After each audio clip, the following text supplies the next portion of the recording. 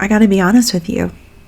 I think I'm in love. Before, things that people don't know about me is I like to look at Pinterest. It's just like, I feel like we have so much in common.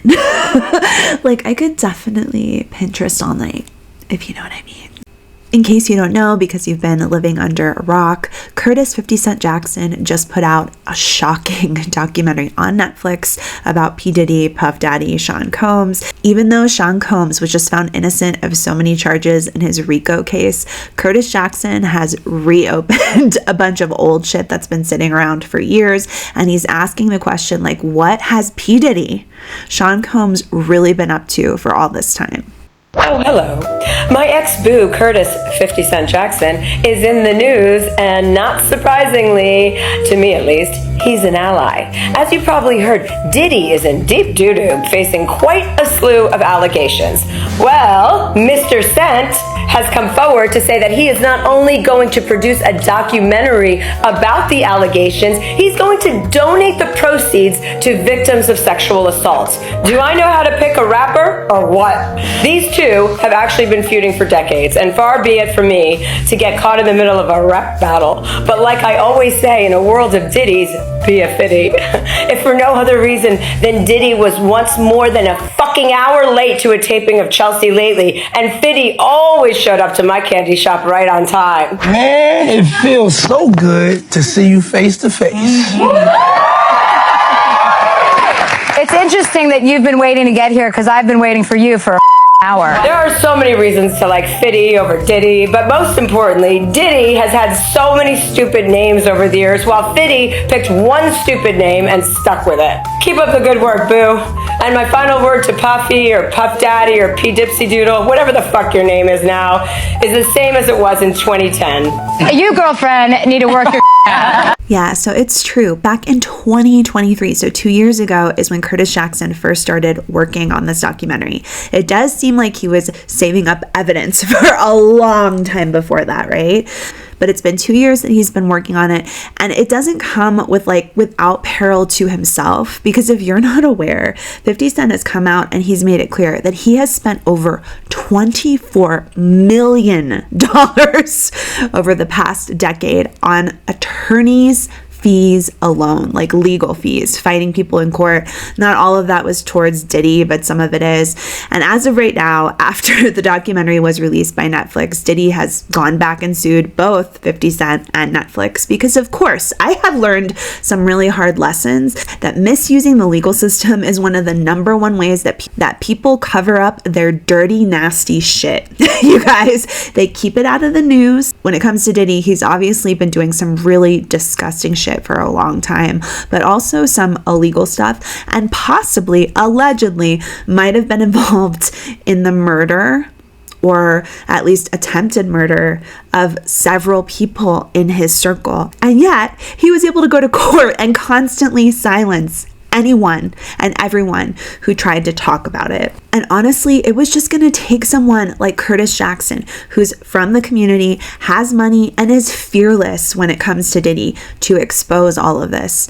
Otherwise, it was not going to happen, because people are afraid. They were and they are afraid. And they're constantly being silenced by people like Diddy misusing, once again, our legal system. But there's so much more than what's going on in the documentary. I've actually been following this for a long time, although I don't really talk about it on my channel, and I am planning to bring you a new series right now, all about what's happening in the background of a bunch of crap with Jay-Z, 50 Cent, Eminem, Kanye West, and of course, P. Diddy. I'm a huge fan of Jaguar Wright. If you don't know who that is, you will soon. For years now, Jaguar has been accurately exposing that behind the scenes of some of rap's greatest legends and all of these very powerful men who have been leading the African American musical community, it's basically like a huge Game of Thrones. And I mean that in the most literal way possible. Jaguar has exposed time and time again the really unexpected relationships a lot of these men have with each other. Jaguar describes it as living in the Roman times, where men use sex with other men for power, enjoyment, but also to hold things over their heads so they can never leave and expose what happened to them. She tells it like it is, and she has been right time and time again. Netflix releasing never-before-seen video of Sean Diddy Combs filmed just days before his arrest on charges of sex trafficking and racketeering in 2024. The footage is part of a 4-part docuseries, Sean Combs: The Reckoning, premiering Tuesday. How did you get that footage of Diddy? I figure most journalists would not disclose their sources. Does he know y'all have this in the doc? I would doubt he knows. So when this airs, that'll be the first time that his legal team, Diddy, that everybody knows that this footage is now seeing the light of day. Perhaps. Combs' team firing back in a statement to NBC News, saying the Netflix so-called documentary is a shameful hit piece and that they relied on stolen footage that was never authorized for release. His team sending a cease and desist to Netflix. But the point is, so much was left out of 50 Cent's documentary, probably for legal reasons. I don't know if you're aware, but 50 has actually admitted that he's already spent over $24 million since he became famous on legal fees having to do with people suing him like P. Diddy, Sean Combs. 50 Cent is a menace, bro. So Diddy was making this documentary himself and was supposed to be released once he beat the case. The problem is he never beat the case. He lost. So apparently he didn't end up paying the people that filmed it. So what happens next? Netflix goes and buys the footage. And not only do they go and buy the footage, they make one of P. Diddy's arch nemesis, bro. They make him the creative director of the whole situation. So he's been through a lot, and putting this documentary out definitely put him back in the line of fire. Our little friend Puff Daddy, the diddler, has already filed another lawsuit against Netflix and 50 Cent because, once again, I'm learning that the legal route in the United States is the way to silence everyone about the bullshit, the horrible, disgusting bullshit you're doing behind the scenes. And P. Diddy has been doing that for decades. But the point is that the documentary only exposed a small portion of what's out there about all of this drama and all of the disgusting legal stuff that's going on.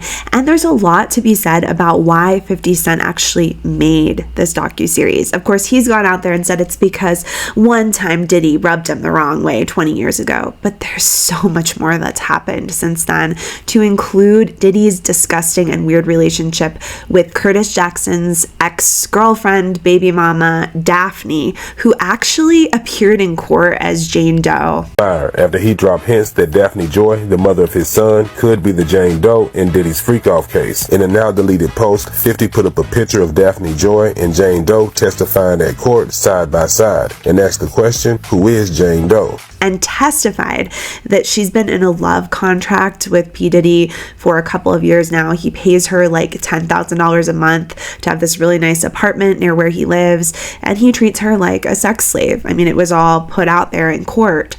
Obviously, that's going to rub 50 Cent the wrong way, but what's even more disgusting is that there's a lot of information out there about the possibility and the suspicion that Sean Combs, P. Diddy, had something to do with the death of music mogul Chris Lighty. And 50 Cent has been investigating this for years now. He was close with Lighty, and he does not believe that Lighty committed suicide. I have so much information to expose for all of you. I hope that you'll join me back here next time. This is just a quick intro video just to let you know that I'm really down with Curtis.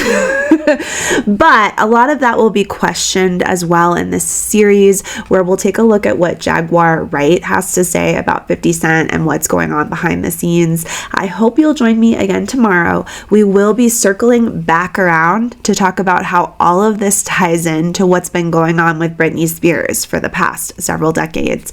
Money, power, fame, it all feeds into some kind of insanely dangerous life, which ultimately can become very unhealthy and unhappy. I hope you'll join me again next time, where we expose all the secrets from Rabbit's Closet. 50 Cent was always suspicious after he found out that Chris Lighty died of a suicide. He hired a private investigator to look into it. Busta Rhymes and LL Cool J also said that they believed that Chris Lighty was murdered. Today at the Sean Combs versus United States trial, Diddy's former assistant, Capricorn Clark, got on the stand and said that after she left Bad Boy, she got hired by Chris Lighty to be 50 Cent's day-to-day manager. But the day before she was about to start the job, Chris Lighty died. And as she said that, she broke down into tears. For years, there's been suspicions around Chris Lighty's death. And after hearing that on the testimony today, everybody's reinvestigating now the death of Chris Lighty. Stay tuned for more.